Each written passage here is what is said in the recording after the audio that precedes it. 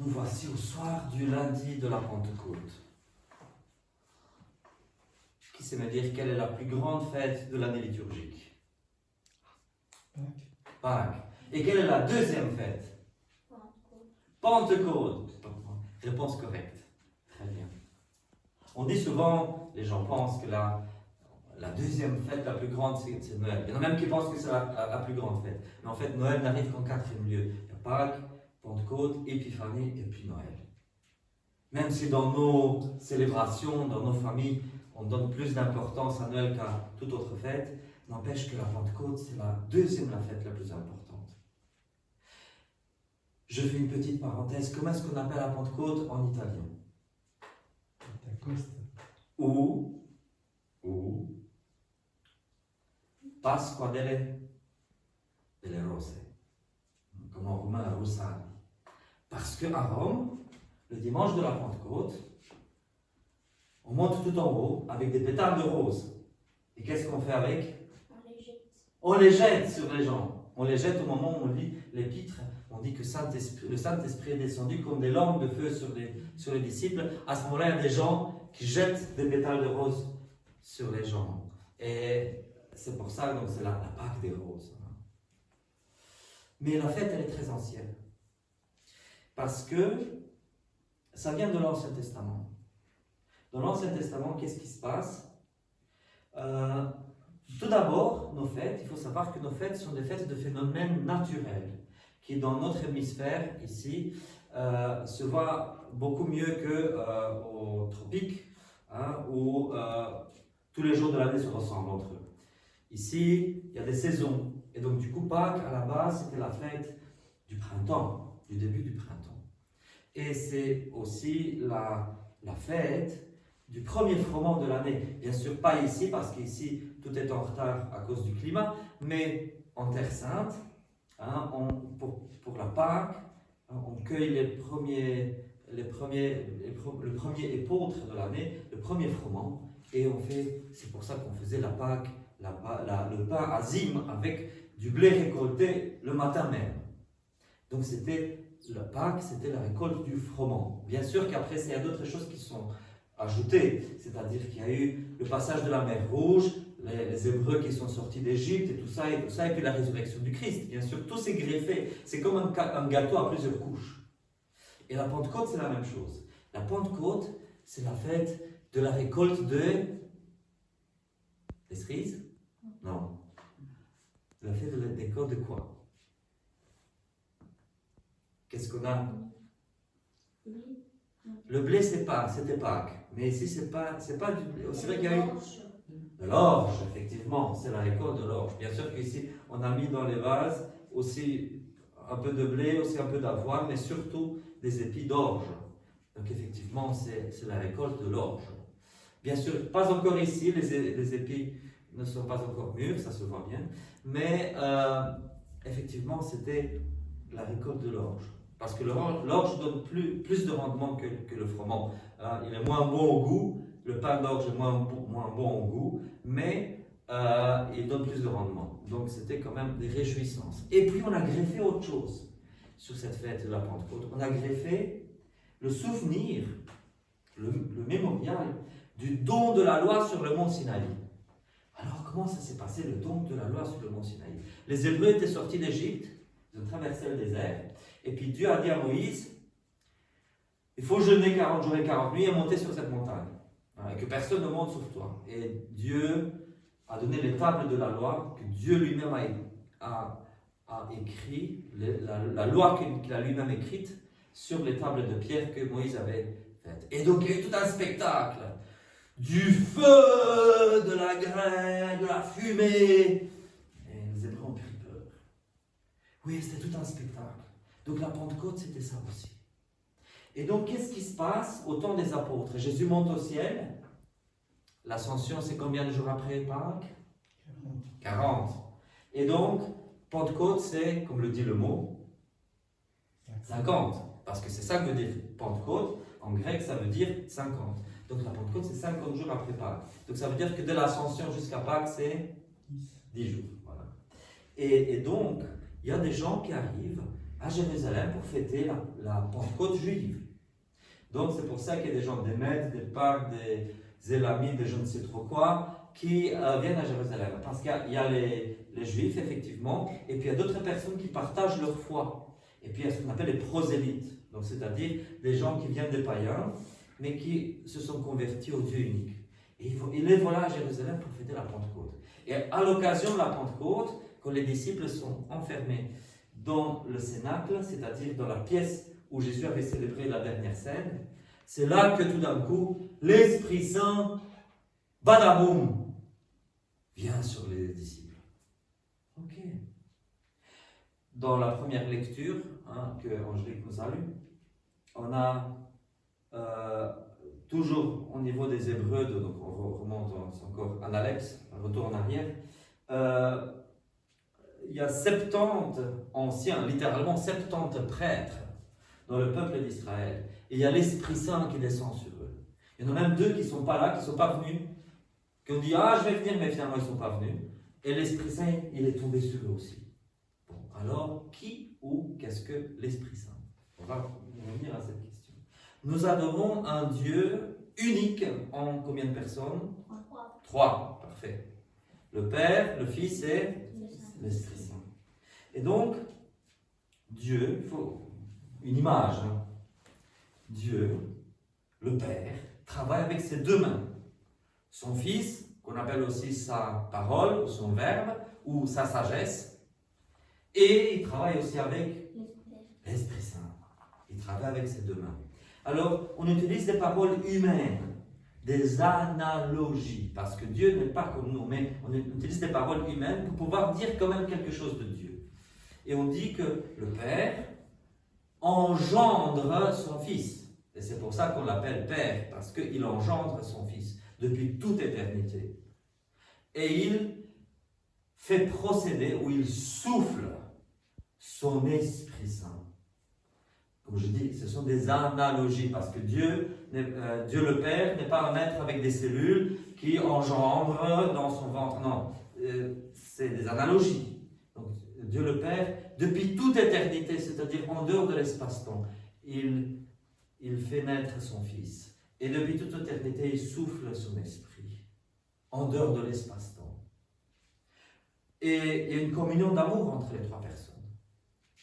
Et alors, Dieu dit, je vais sauver l'humanité. Et c'est pour ça que Dieu le Verbe, Dieu le Fils, doit s'incarner. Il s'incarne de la Vierge Marie. Par la puissance de qui? De l'Esprit Saint. De l'Esprit Saint. Donc voilà l'œuvre, toute la Trinité pour l'incarnation. Très bien. Et puis Jésus est tué sur la croix. Il est ressuscité par Dieu le Père et par la puissance de l'Esprit Saint. À nouveau l'Esprit Saint à l'œuvre. Mais avant ça, l'Esprit Saint, comme le prophétise Isaïe dit, Jésus dans l'Ancien Testament, on dit, dans le livre d'Isaïe, l'Esprit du Seigneur est sur moi parce qu'il m'a oint. Qu'est-ce que signifie oint? Non, c'est pas ça. Il m'a oint. Ça veut dire, c'est quoi oint? Avec de l'huile. Avec de l'huile. C'est versé de l'huile. Il m'a oint, m'a tartiné la tête. Il m'a oint. Pour annoncer, parce qu'on oignait les rois, les prophètes, les sacrificateurs de l'Ancien Testament. Et Jésus, c'est le souverain sacrificateur par excellence. Jésus, c'est le roi suprême par excellence. C'est le prophète par excellence. Il est oint par l'Esprit Saint. Et c'est comme ça qu'il commence son œuvre dans le monde. Mais après, Jésus, une fois qu'il monte au ciel, il envoie l'Esprit Saint sur les disciples, sur l'Église. Et alors, à partir de ce moment-là, les apôtres sont partis dans le monde. C'est là qu'il y a, j'ai envie de dire, la renaissance de l'Église. Je débattais avec un confrère prêtre qui me disait que Jésus n'avait pas fondé d'Église. Et j'ai dit, tu as raison et tu as tort en même temps. Parce que l'Église, elle est eschatologique. Elle est dans les cieux. C'est l'Église de la fin des temps qui vient vers le passé et vers le présent. Donc l'Église est là depuis toujours, entre guillemets. Mais elle s'incarne, mais pas pleinement, de façon partielle, dans l'Ancien Testament. Le peuple de Dieu dans l'Ancien Testament, c'est déjà l'Église, en quelque sorte. Mais cette Église reçoit l'onction de l'Esprit Saint lors de la Pentecôte. C'est là qu'elle reçoit. Et l'Église, c'est la convocation. En fait, c'est ça qui se passe. Les disciples sont convoqués par Jésus et ils reçoivent l'Esprit Saint. Nous, ici, nous faisons Église. L'Église, il ne faut pas voir l'Église, nous avons trop l'habitude de voir l'Église comme quelque chose de statique. Il faut voir l'Église comme quelque chose de dynamique. Je m'explique. Quand je dis un train, c'est quelque chose de statique, même s'il bouge. Il peut bouger à 160 km/h, 200 km/h, c'est statique dans le sens où c'est un objet, c'est statique. Il peut bouger, mais c'est un objet. Mais quand je dis un concert, je vais au concert. C'est pas statique. Le concert est quelque chose qui a lieu. L'église est quelque chose qui a lieu. C'est pas, on dit souvent, à tort en partie, l'église est une communauté de fidèles. En fait, non. L'église est une convocation. L'église se produit. Elle se produit à quel moment? Au moment de l'Eucharistie, au moment de la messe. C'est là qu'elle se produit. Et qu'est-ce qui se passe à la messe? Nous faisons mémoire de toute l'économie du salut, même de la création du monde. Nous faisons mémoire de la fin des temps, de cette éternité dans laquelle nous serons en présence de Dieu. Nous faisons mémoire de la mort et de la résurrection du Christ. Et qu'est-ce qui se passe? L'Esprit Saint descend. L'Esprit Saint descend pour changer le pain et le vin en corps et sang du Christ. Oui, et l'Esprit Saint descend non seulement sur le pain et sur le vin, mais sur nous aussi. Je reviens en arrière. Je disais que les apôtres ont reçu l'Esprit Saint. Et après ça, par leurs mains, ils l'ont donné plus loin. Ils l'ont transmis. De deux formes différentes. De un, dans le sacrement de la confirmation. Quand on reçoit le sacrement de la confirmation, nous recevons l'Esprit Saint par les mains du prêtre ou de l'évêque qui nous confirme, avec le Saint-Crème si c'est un prêtre. Si c'est un évêque, ça peut juste avec les deux mains, sans le Saint-Crème. Ça peut être avec les deux. Mais le Saint-Crème est une prolongation des mains de l'évêque. Mais quand l'évêque consacre le Saint-Crème, il invoque l'Esprit Saint sur le Saint-Crème. Et donc nous recevons l'Esprit Saint à la confirmation. Et plus encore, les apôtres ont sacré des évêques, qui à leur tour sacrent des évêques, et ordonnent des prêtres et des diacres. Et dans ce cas-là, nous, prêtres, diacres, évêques, etc., nous recevons aussi l'Esprit Saint, mais d'une manière différente qu'à la confirmation. Mais l'Esprit Saint, nous le recevons aussi dans la vie de tous les jours. Et il faut prier l'Esprit Saint pour qu'il nous inspire. Je vais terminer par une idée. J'ai envie de dire que dans la Trinité, excusez-moi parce que je vais dire une bêtise, j'exagère pour pouvoir dire une chose. J'ai l'impression que, quand on parle de la Trinité, l'Esprit Saint, c'est toujours le mouton noir. Pourquoi? Parce que si on parle du Père, on sait dire beaucoup de choses de Dieu le Père. On lit l'Ancien Testament, on voit Dieu le Père tout le temps à l'œuvre. En tout cas, on a l'impression. Et puis Dieu le Fils, ouais, sur la croix, ressuscité, il parle, il dit des paraboles, et tchic et tchac, on sait beaucoup de choses sur Dieu le Fils. Et puis quand on arrive à l'Esprit Saint, voilà qu'on ne sait pas quoi dire.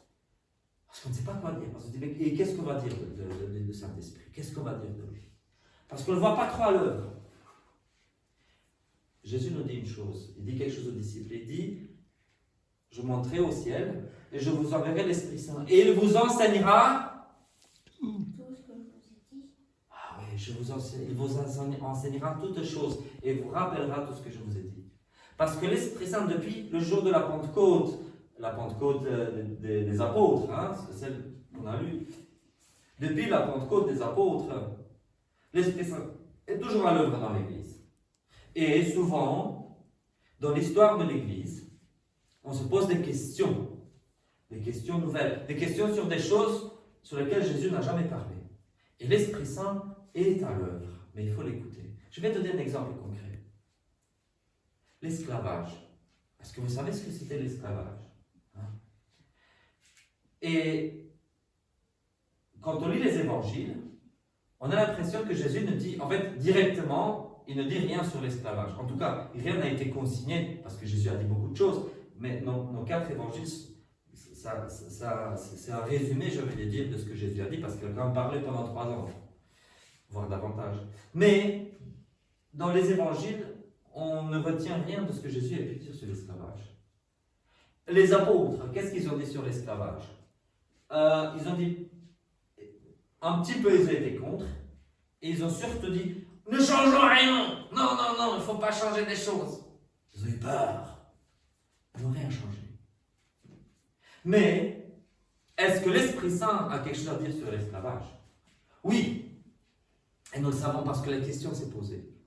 Parce qu'à un moment donné, les chrétiens ont réfléchi, parce qu'à un moment donné, on s'est dit, mais c'est mal tout ça, mais c'est mal, on ne peut pas continuer ça. Et même s'il y a des versets de l'Ancien Testament qui parlent positivement de l'esclavage, les chrétiens ont dit, mais non, on ne peut pas prendre ces versets à la lettre, il faut lire la Bible comme une œuvre unitaire et pas des versets isolés. Et il faut lire les principes d'égalité qu'il y a dans la Bible. Et ce sont ces principes d'égalité qui sont supérieurs à des versets isolés. Et là, est-ce que l'Esprit Saint a parlé? Oui, il a parlé. Est-ce qu'on a écouté? Plus ou moins. Il nous a fallu du temps pour écouter l'Esprit Saint. Parce que l'Esprit Saint, ce n'est pas un code de droit canon, ce n'est pas un bouquin qui a... Bon, de A à Z, on va régler tous les problèmes. Non. C'est pour ça que pour écouter l'Esprit Saint, il faut... C'est pas facile, mais il faut insister, et on faut insister, il faut insister. Je termine par une dernière chose. La toute première lecture qu'on a lue ce soir, donc il y a les 72 prêtres de l'Ancien Testament, et qu'est-ce qui se passe? Il y en a 70 qui vont au rendez-vous, et puis il y en a 2 qui n'y vont pas, qui restent à la maison. Et qu'est-ce qui leur arrive? Ils reçoivent l'Esprit Saint quand même. Nous sommes ici aujourd'hui, mais prions pour ceux qui ont voulu venir, mais là n'ont pas su venir ce soir, et pour ceux qui ont eu des empêchements, qui n'ont pas pu venir. Et demandons au Saint-Esprit comme une nouvelle Pentecôte. D'accord, nous avons déjà reçu le sacrement de confirmation, mais comme je dis, l'Esprit Saint, sans cesse, nous renouvelle et descend sur nous. Et prions l'Esprit Saint. Esprit Saint, Dieu Tout-Puissant et Éternel, toi qui as été envoyé par le Père et par le Fils sur ton Église à la Pentecôte, nous te prions pour nous tous qui sommes rassemblés ici, et nous te prions pour ceux qui n'ont pas su venir aujourd'hui, mais qui sont restés à la maison, qui ont eu des empêchements.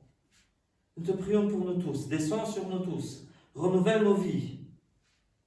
Tu nous as donné nos vies, tu nous as donné l'existence à partir du néant. Tu nous as fait venir à la vie. Et puis, tu nous as sortis du ventre maternel et tu nous as mis au monde. Tu nous as donné l'intelligence, tu nous as donné plein de dons. Tu nous as illuminés avec la foi. Tu nous as éclairés.